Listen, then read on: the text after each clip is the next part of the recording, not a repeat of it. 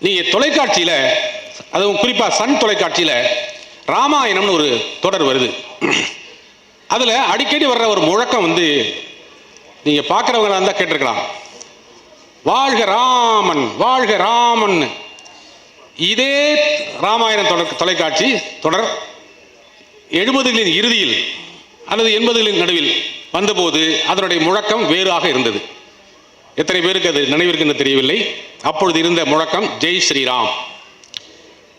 70களில் கடைசியில் ஜெய் ஸ்ரீராம் என்கிற வார்த்தை 2025இல் ராமன் வாழ்க என்று மாறியதற்கு அர்த்தம் உண்டு. அதுதான் மொழி அரசியல். இப்பொழுது ஜெய் ஸ்ரீராம் என்றால் அர்த்தம் வேறு. நாடாளுமன்றத்தில் நாடாளுமன்ற உறுப்பினர்கள் முதல் முறையாக உறுதிமொழி எடுத்துக்கிற போது நீங்கள் கேட்டிருக்கலாம், பல்வேறு மதத்தினரும் பல்வேறு மொழியினரும் பல்வேறு மாநிலத்தவர்களும் அவரவருக்கு பிடித்த வார்த்தைகளை சொல்லிக் கொடுத்தார். பெரும்பாலானோர் பாரத் மாதா கி ஜே என்று சொன்னார்கள். தமிழ்நாட்டிலிருந்து சென்றவர்கள் அண்ணா வாழ்க, பெரியார் வாழ்க, நம்முடைய சு வெங்கடேசன் மார்க்ஸ் வாழ்க, தமிழ் வாழ்க என்று சொன்னார். அதற்கு மட்டும் எதிர்ப்பு கோஷம் நிறைய வந்தது. அது பாரத் மாதா கி ஜே என்றால் இந்த வார்த்தைக்கு அரசியல் உண்டு. இவர்களை மார்க்சியம் சொல்கிறது, ஒவ்வொரு சொல்லுக்கு பின்னாலும் அரசியல் உண்டு. அந்த சொற்களை கொண்டிருக்கிற மொழி நிச்சயமாக அரசியலோடு தான் வளர்கிறது. அதை இன்றைக்கு எந்த வடிவில் இந்த மொழி அரசியலை பயன்படுத்துகிறார்கள் என்பதை பொறுத்து நாம் மொழி அரசியலை புரிந்து கொள்ள வேண்டும். கொஞ்ச நாளைக்கு முன்னால் திரைக்கலைஞர் கமலஹாசன் அவர்கள் ஒரு வசனத்தை, ஒரு கருத்தை சொல்லிவிட்டு பல்வேறு கண்டனங்களுக்கு ஆளானார். இதே பொருளில் 1971 நினைக்கிறேன், கலைஞர் அவர்கள் தமிழ்தாய் வாழ்த்தை அரசு வாழ்த்தாக ஏற்றபோது தமிழ்நாட்டுக்கு என்று ஒரு மொழி வாழ்த்து வேண்டும், அதுக்கு ஒரு அரசியல் இருக்கு. அப்படி வைத்த போது ஒரு 4 வரியை அதிலிருந்து எடுத்தார்.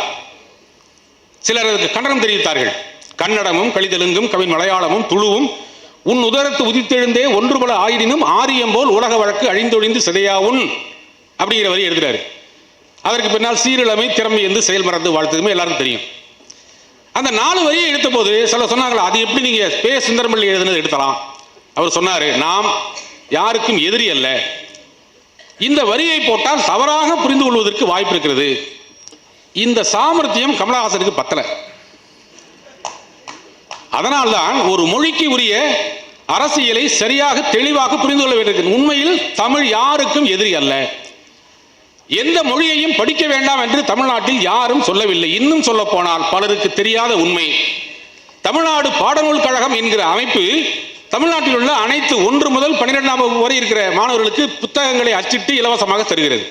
இது போன்ற ஒரு அமைப்பு வட இந்தியாவில் இல்லை. தமிழ்நாடு பாடநூல் கழகம் மாதிரி ஒரு கழகம் இருக்கானா? கிடையாது. அந்த பாடநூல் கழகத்தில் இந்தி புத்தகத்தை அச்சடித்து அந்த பாடத்தை படிக்கிறவர்களுக்கு கொடுத்து கொண்டிருக்கிறார்கள் என்பதும் தெரியாது. தமிழ்நாடு அரசு மட்டுமல்ல, விஷயம் தெரிந்தவர்கள் சொல்கிறார்கள், இந்தியை நாங்கள் எதிர்க்கவில்லை, இந்தி திணிப்பை தான் எதிர்க்கிறோம்.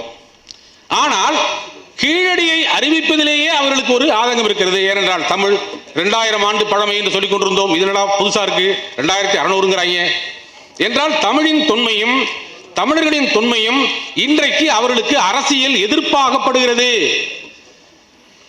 நாம் உணர்வதை விட வட இந்தியாவில் நிறைய பேர் உணர்ந்திருக்கிறார்கள், அதை வெளிப்படுத்த தெரியவில்லை. 1951 ஒரு மக்கள் தொகை கணக்கெடுப்பு எடுத்தார்கள். அதற்கு பிறகு 1971 எடுத்தார்கள். நீங்கள் கவனித்து பார்த்தால் இந்தி பேசுகிறவருடைய எண்ணிக்கை 51 இருந்ததை விட 71க்கு அதிகமானது, சுமார் 40 கோடி என்று சொன்னார்கள். ஆனால் இங்கே அமர்ந்திருக்கிற தொடர் தேவி அவர்கள் எடுத்த புள்ளி விவரத்தில் சொன்னதுதான், பல்வேறு மொழிகளை விழுங்கிவிட்டு அதை பேசுகிறவர்கள் எல்லாம் இந்தி பேசுபவர்கள் பட்டியலில் சேர்த்து விட்டார்கள். அப்படி சேர்க்கிற போது எண்ணிக்கை அதிகமாக தெரிகிறது. இன்னும் சொல்ல போனால் உலகத்திலேயே இந்தியை தாய்மொழியாக கொண்டவர்கள் யாரும் இல்லை.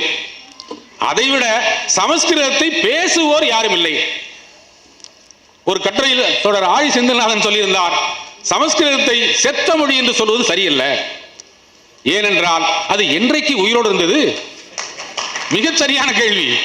செத்தது என்றால் உயிரோடு இருந்தது. அறிவு கெட்டவனே அப்படின்னு சொல்லாதான்னு எங்க பேராசிரியர் சொல்லுவார். ஏன்னா அறிவு இருந்தாதானே கெடும். அதுபோல மொழி ஆய்வு என்பது ஒரு நிலத்தின் ஆய்வு, ஒரு நிலத்தில் வாழ்கிற மக்களின் ஆய்வு, அவர்களை ஆதிக்கப்படுத்துவதற்கு மொழியை பயன்படுத்த. ஏனென்றால் மொழி பண்பாட்டின் வடிவம்.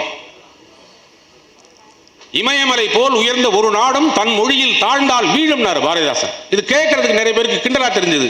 அது என்னடா மொழியை அடிமை செய்தா நாட்டை அடிமை செய்ய முடியுமா? முடியும். பண்பாட்டு அடிமைத்தனம் கண்ணுக்கு தெரியாது, அரசியல் அடிமைத்தனம் தெளிவாக தெரிந்துவிடும். நான் கொஞ்சம் வேற மாதிரி சொல்றேன். அரசியல் அடிமைத்தனம் கெமிக்கல் சேஞ்ச் மாதிரி உடனடியாக தெரிஞ்சிடும். பண்பாட்டு அடிமைத்தனம் பிசிக்கல் சேஞ்ச் மாதிரி அவ்வளவு சீக்கிரம் தெரியாது, ஆனால் ஆழமா வேறு விட்டு போகும். நான் மிகுந்த பணிவோடு உங்கள் அனைவரையும் பார்த்து கேட்கிறேன், நமக்கு மொழி அடிமைத்தனம் இருக்கிறதா இல்லையா என்றால் எனக்கு ரொம்ப சந்தேகமா இருக்கு. எல்லார் கையிலையும் செல்பேசி வச்சிருக்கீங்க. உங்களுடைய செல்பேசியில் கான்டாக்ட்ல தமிழ்ல தான் அதிகமா வச்சிருக்கிறாங்க, கை தூக்குங்க. இது உங்களுக்கு வேடிக்கையாக தெரியலாம். பரவாயில்ல, இது தாமுயசா கூட்டங்கிறதுனால இவ்வளவு பேர் கை தூக்கிறீங்க. நான் இந்த கேள்வியை பல்வேறு கல்லூரிகளில் கேட்டிருக்கேன். பேராசிரியர் உட்பட கடந்து முடிப்பாங்க, என்னடா இப்படி ஒரு கேள்வி. ஏனென்றால் கொஞ்சம் சோம்பேறித்தனம். கான்டாக்ட் எல்லாத்தையும் தமிழ்ல வைக்க முடியும், ஆனால் அதுக்கு கொஞ்சம் ஒரு சாஃப்ட்வேர் டவுன்லோட் பண்ணணும், அப்புறம் சில அடித்தல்களை திருத்தல்களை கொஞ்சம் செய்யணும். இதுல கூகுள்ல விட்டா கதை கந்தலாயிருது. எனவே அது போன்ற ஒரு சின்ன சின்ன நாம் பார்க்கிற இடங்களெல்லாம் ஆங்கிலமாக, நாம் பார்க்கிற இடங்களெல்லாம் வேறு மொழியாக இருக்கிற போது அந்த மொழி அடிமைத்தனம் நமக்குள் ஊறி விடுகிறது. இன்னும் கொஞ்சம் தெளிவா சொல்றதுன்னா, திரும்ப உங்ககிட்ட கேட்கிறேன், தப்பு இல்லை.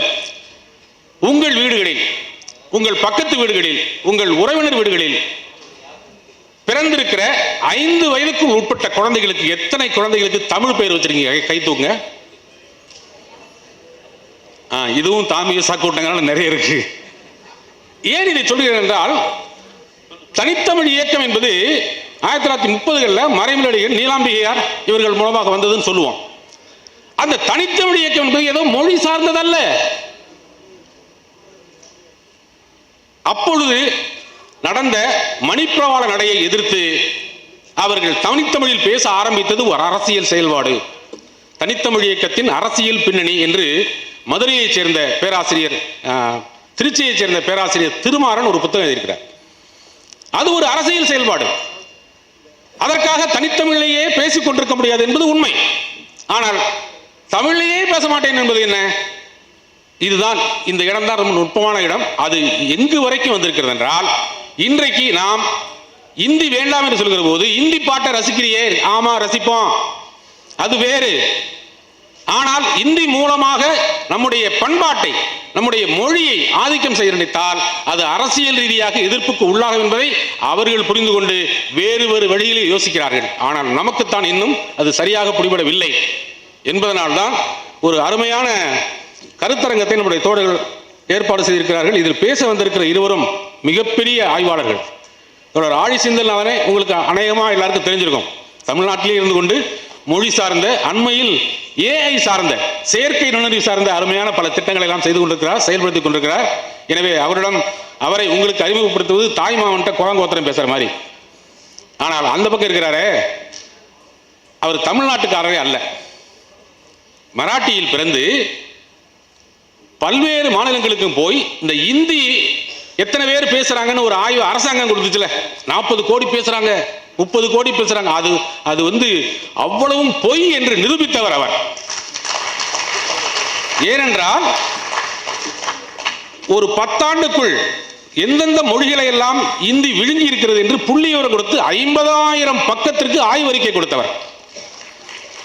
அப்படி கொடுத்துவிட்டு தனது மொழி சார்ந்த ஆய்வுகளை தமிழுக்காக என்றல்ல, இப்பொழுது அவர்கள் சிறுபான்மை என்று சொல்கிறார்களே, அனைத்து மொழிகளுக்கு, மாநில மொழிகளுக்குமான உரிமைகளுக்காக போராடி கொண்டிருப்பவர்.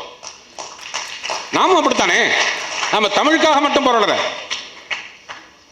தமிழ் அவங்களுக்கு சிறுபான்மை ஆயிடுச்சு.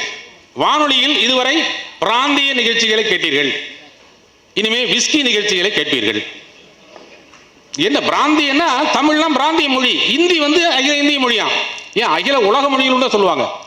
அதுபோல அவர் மாநில மொழிகள் என்று சொல்லப்படுகிற, இன்னும் சொல்லப்போனால் அதற்குள் இருக்கிற பல்வேறு மக்கள் பேசிக் கொண்டிருக்கிற பழங்குடி மக்கள் பேசிக் கொண்டிருக்கிற மொழிகளை எல்லாம் எடுத்து ஆய்வு செய்து அது பற்றி அறிக்கையை கொடுத்து இந்தியா முழுவதும் இருக்கிற மொழி ஆய்வாளர்களை மிகுந்த வியப்புக்குண்டாக்கியவர்.